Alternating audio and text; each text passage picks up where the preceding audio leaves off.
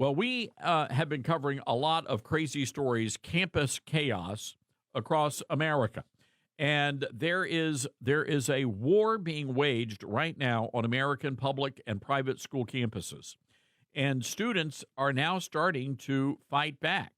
I want to go to the Patriot Mobile Newsmaker line. Marissa Fallon is the director of Advocacy for Parents Defending Education, a great group. Defendinged.org is the website.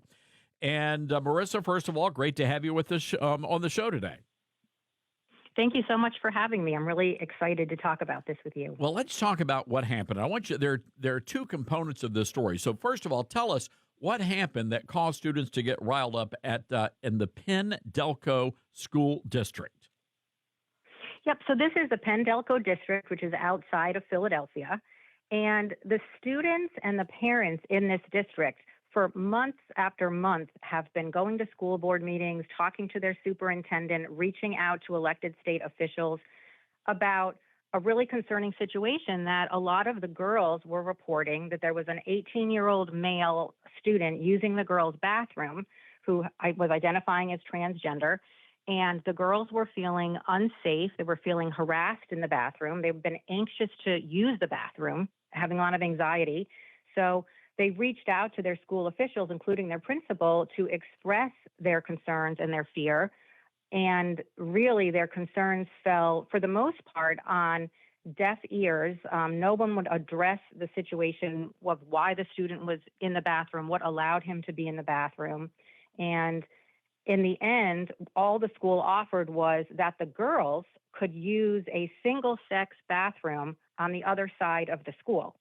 So the biological male could continue to use the girls' bathroom, but the girls, if they felt uncomfortable, they had to walk across the campus to use a single-stall unisex bathroom. So I'm curious. I'm curious how all that worked out. Yeah, well, the girls, obviously, people wouldn't use the bathroom. I mean, they didn't want to do that. They would go to the bathroom in pairs. So really, they ended up at a standstill where this male was still allowed to use the bathroom. The girls were uncomfortable, continue to complain about it. Nobody does anything. So eventually, some of the students and parents organized a walkout in protest of allowing single-sex spaces to be essentially used by anyone with no policy, no parameters in place in the district. This is just absolutely insane. So moms and dads, students got very upset. And tell us what happened next. So the students got upset. Nobody was listening to them. They organized a walkout, and that was October 25th at Sun Valley High School, which is one of their high schools.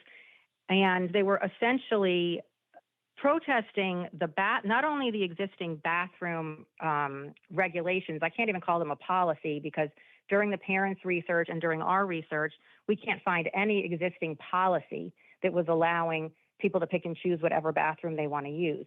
So that was one thing they were protesting. But another thing that then came up was the district then quickly getting a lot of press attention, a lot of negative attention, a lot of questions finally being asked in a very public way that they couldn't hide from. The district is now attempting to rush through a non-discrimination gender preference accommodation policy, which is policy 259, which is essentially going to codify these bathroom rules allowing transgender students to use the bathroom of their choosing. I'm curious to get your reaction to that because in many of these cases early on, the students were either non-responsive to this kind of stuff or they would side with the LGBT community, but clearly something else is going on here. This is sort of exciting, to be honest with you. Yeah, I think it's really great, and I think this is an example of students have had enough. I mean, the Sun Valley High School community and the Penn-Delco community was inspired by a neighboring community in Pennsylvania, the Perk Valley High School, who at the end of September, there was actually a male student, and the male student was so upset about hearing, again, similar situation, biological males using the girls' bathrooms, that he organized a massive walkout. So that happened at the end of September to protest the school's decision to allow transgender students to use any bathroom they chose. So then it kind of catches fire, right? So then the Penn-Delco parents see, oh, not only did these students have this walkout, but it actually caused the Perk Valley High School to change their policy of who can use the bathroom. So then Penn-Delco had a rally with the same purpose. And now we're seeing actually tomorrow in Loudoun County, Virginia, they're doing a walkout to restore girls only and boys only lockers, showers, and bathrooms and overturn their policy 80/40, which is their transgender policy, which allows transgender students to use the bathroom of their choosing. So we are seeing, kids have been through a lot in school between COVID, critical race theory, social emotional learning, restorative justice. Now we're seeing this gender ideology being pushed at the students. And I think the students are really speaking up and coming out and saying they've had enough. They want to go to school. They want to learn. They want to do math. They want to work on projects. They want to do their sports teams.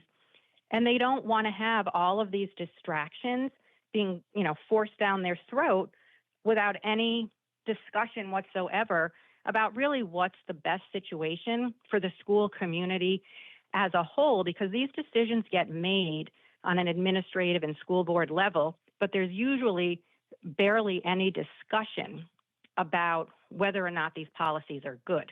So instead, what we're doing is pushing girls out of girls' spaces. It's like the tyranny of the minority, right? For a small number of students, all of the other students have to suffer, and they're never included in the process. So I'm really proud of these kids for sticking up for themselves and for speaking out. And believe me, it's not easy. The Penn-Delco kids have been bullied, harassed, coaches saying you can't participate with the team today if you participate in the walkout. So these kids are sacrificing a lot. It's not easy what they're doing, but good for them for standing up for what they believe. I just love this. And Marissa, and by the way, folks, Marissa Fallon on the Patriot Mobile Newsmaker line today, Director of Advocacy for Parents Defending Education. Marissa, I want you to give our listeners in a sort of the talking points real quick of the group and what you guys are up to. Great. So Parents Defending Education, we're a national grassroots organization working to reclaim our schools from activists promoting harmful agendas. So what we really want to do is we want to get the politics out of schools, and we want to get back to learning the fundamentals. Reading, writing, math, science. We're seeing the NAEP scores in almost every district, which is the national report card on how students are doing, basically, has fallen off a cliff. And that started happening before COVID. So a lot of people want to blame that on COVID, but it started to happen in 2019. So we're clearly seeing the kids are not getting the education that their tax dollars are paying for. And a big part of that is schools spending a lot of time on activist and political agendas that have nothing to do with the core educational values that parents and taxpayers want the children to be focusing on. So our organization helps with that. Well, that's great. And again, folks, defendinged.org is the website.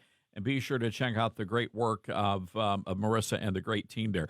Marissa, got to leave it there. Appreciate the great information, and thank you for fighting the good fight out there. Thanks so much.